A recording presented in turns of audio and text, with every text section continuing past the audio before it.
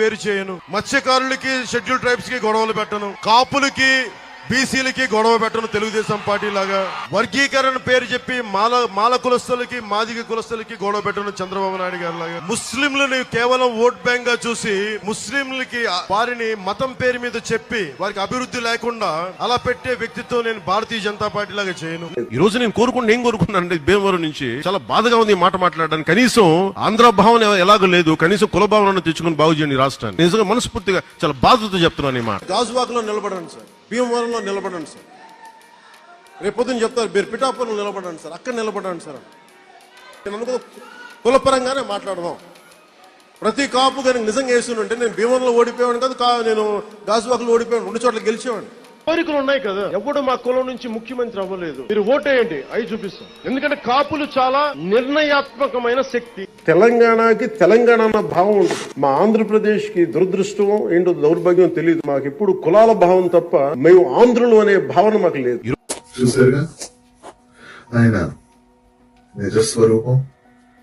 అసలు 5 మీటింగుల్లో కులం మతం తో ఓట్లు పబ్లిక్ గా అడుక్కుంటున్నాడు. ఇంత పబ్లిక్ గా ఇంత నిర్లజ్జగా ఒక రాజకీయ నాయకుడు కులం పేరుతో ఓట్లు అడుక్కోవడం మీరు చంద్రబాబు నాయుడు గారు గాని, లేదా కేసీఆర్ గాని, జగన్మోహన్ రెడ్డి గాని, రేవంత్ రెడ్డి గాని, నారా లోకేష్ గాని ఎప్పుడైనా చేశారా? చేయటం మీరు చూసారా?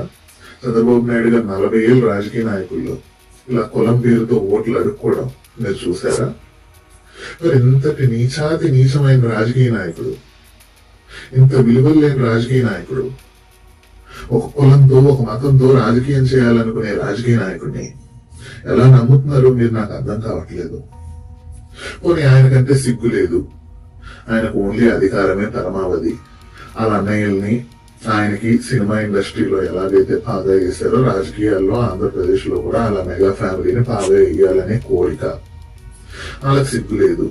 ప్రజలకేమైంది? జన సైనికులకేమైంది? ఇలా ఇంత వీడియోలతో ఇంత ఇదిగా ఇంత పబ్లిక్ గా ఇంత నిర్లజ్జగా మాట్లాడుతుంటే మీరు ఇంకా ఎలా సపోర్ట్ చేస్తున్నారు?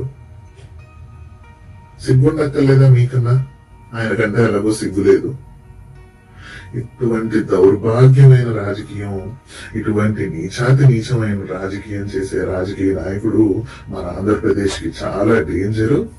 ఫ్యూచర్ లో కులాల వారీగా మతాల వారీగా రాష్ట్రాన్ని సర్వనాశనం చేసి ఒక యూపీ బీహార్ లాగా చేయడానికి పవన్ కళ్యాణ్ స్కెచ్ చేసుకున్నాడు బీజేపీతో కలిసి. మనం ఆయన ఆపకపోతే రాష్ట్రం సర్వనాశనం అయిపోద్ది. ఇలా కులాలు మతాలు రెచ్చగొట్టే నాయకులుంటే ఆ రాష్ట్రంలో పెట్టుబడులు